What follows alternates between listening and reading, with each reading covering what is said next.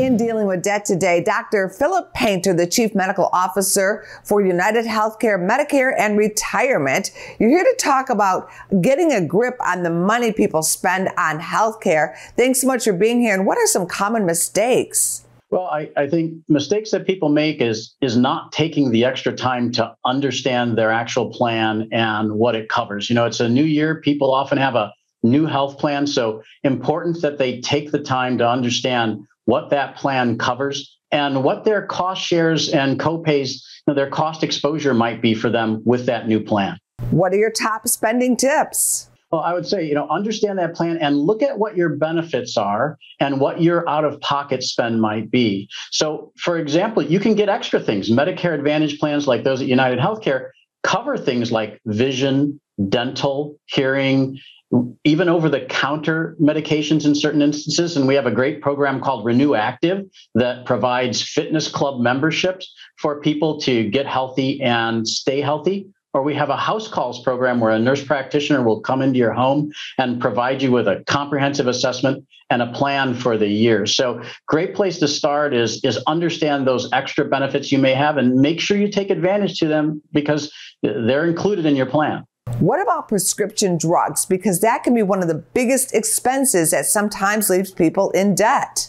Yeah, great point. It often is, and people are very concerned about that cost. Three things there I would say to try and control your costs. One is if you can get home delivery, not only is it convenient, but home delivery medications often have a much lower or no copay. And then look at generics.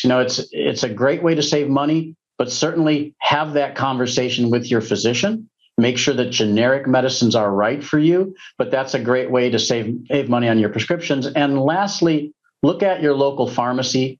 Make sure it's in your network.